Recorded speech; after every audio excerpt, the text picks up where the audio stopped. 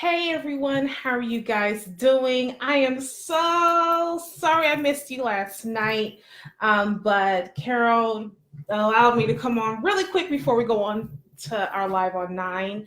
And so I wanted to hop on so I can give the juicy information that I have for part two. So this is part two of two. This is, yes, there was one of two. This is part two of two.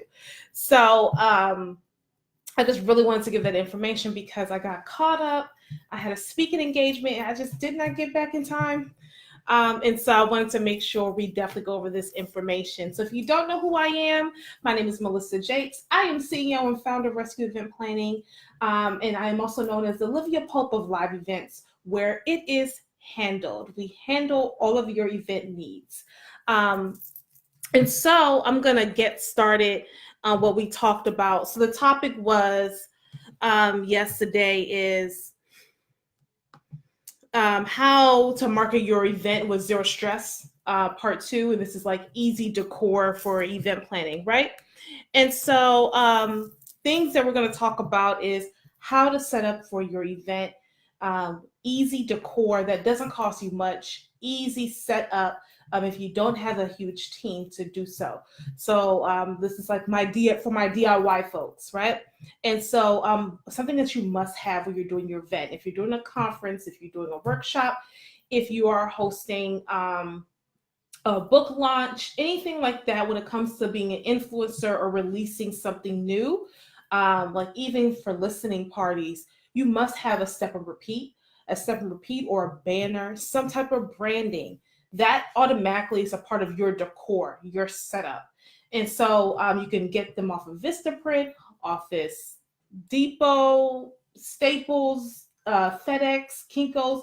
Majority of those places now have banners that you can get printed up. You can always get somebody off of Fiverr to design it, and then you get somebody then design it, then you go and get it printed, right? So you can probably get the design, maybe 20-30 bucks ish, get it nicely designed, and then get it printed for your either your pop-up banner, a step and repeat.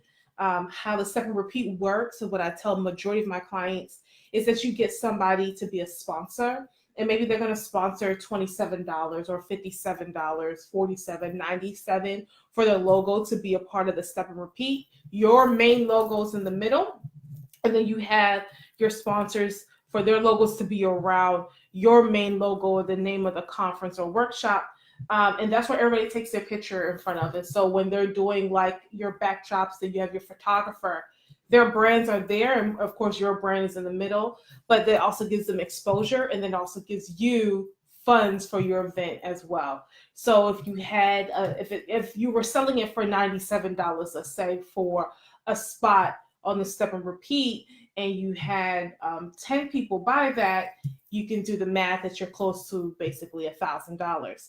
And so that is costs. Of course, you have to pay for your overhead costs to get the step and repeat, but it's not going to really cost you that much. And then you can have that applied towards your event to help with expenses, right? So that's one way. Stage decor, I'm very big on this. I really don't like seeing a bare stage that doesn't have anything. At least try. And so the minimum, at least, is getting high tops, so that you can put a color linen on it, or like a sequence linen, and you can get 4 of them with a little centerpiece on each that at least gives height. So if you're having like a panel to sit down, you have that height in the back. So your photographer's capturing it.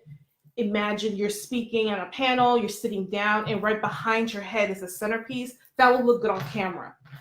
So you need something that's high behind. One of the big things that people really like to see is like the TED Talks, where you have the big TED and X, or whichever city is a part of. That's great. That does get costly. The styrofoam letters, Etsy is a good place to get it from, unless you have a local person who does styrofoam lettering. But the letters do cost like at least maybe $100, $150 per letter, and it really depends on the height. Usually on Etsy, they're selling those, I think, close to $200 for maybe a 4-foot letter. So that wouldn't be something high unless you get a table behind you if you're doing like that panel style to put it on there. Or this is for more my savvy DIY folks. You get your backdrop and you put it on fisherman's wire to actually suspend it from your backdrop. That's a little bit more, technical, more setup, but it would give it a different vibe. It gives you a different look. Another simple thing that doesn't cost too much, rentmywedding.com. The owner always follows me. She actually just liked a couple of my stuff on Instagram because I love them. They have almost everything that you need for low budget costs. And so you can get uplights for $19. You can get uplights that's battery operated that you charge before you go to your event so that you don't have to worry about, is there an outlet behind the stage? Those are a little bit more. Those are like $30. And so you rent them, they get shipped to you, you use it for your event, and guess what? You ship them right back. So that is another idea where you can have uplights in the back. And you have lighting is everything. And when it comes to lighting, people don't realize how much warm light, soft light, dark light can really impact the mood and impact your clientele, right? So using uplights, even if you only did 4 uplights and they're $19, it's $20. You're not really spending that much. You're under $100, and shipping is not that expensive either. So those are your 3 to 4 things. So you have your step and your repeat. You have your banner, your brand banner, the step and repeat that you can always sell sponsorship spots for. I wouldn't go over $97, but you can go as low as $27, whichever really, you have to kind of see your numbers to see where you're going to go with that. Your stage decor, either you're going to use high top tables and get like a pizzazz tablecloth with a nice centerpiece on the back of it, or you can get your backdrop with your actual like photo backdrop to have behind you. Again, depending on how big your stage is, some people do a small one and your width of your stage is about, let's use the numbers of 8 feet, but they only have a 4 feet backdrop. It kind of cuts it a bit. If you're going to do the backdrop, try to do the length of the stage.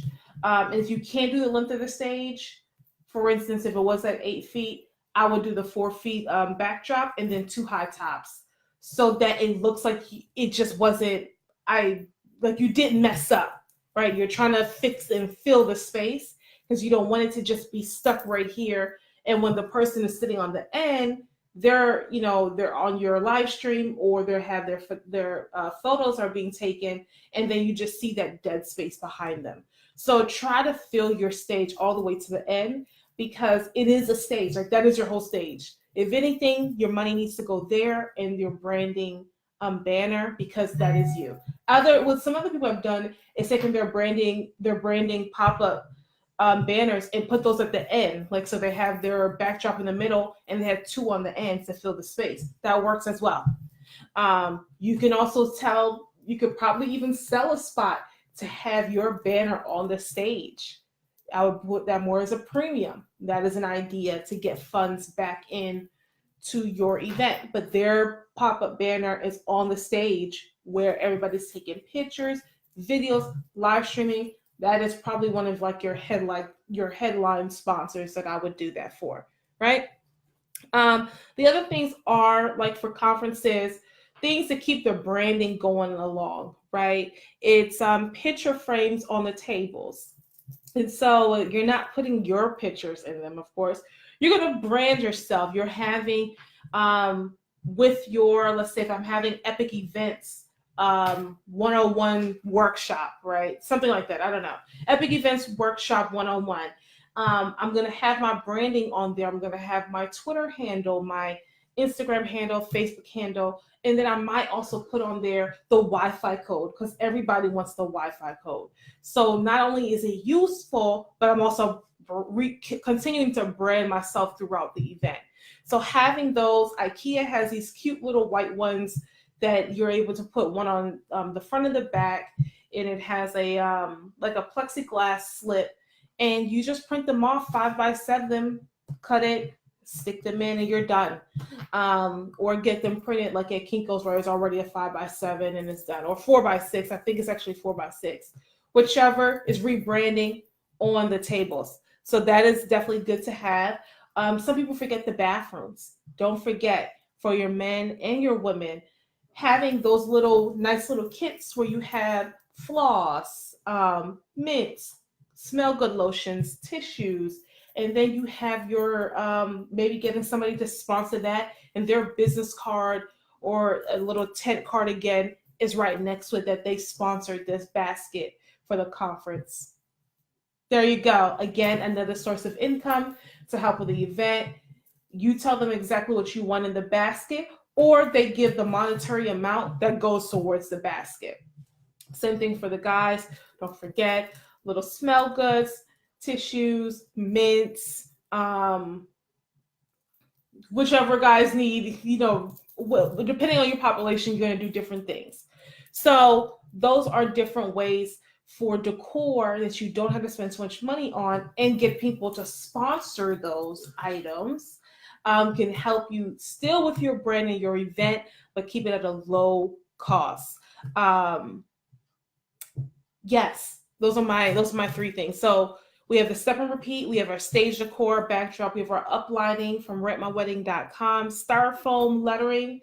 That's if you want to spend a little bit more money, because each letter does cost about $150 to $200, depending on how tall you want it, or you suspend it from your backdrop with fisherman's wire. That gets a little savvy. You can get a little savvy with that. If you are one of those people, then knock it out. If not, please don't mess up the good lettering that you just spent trying to suspend it from the air.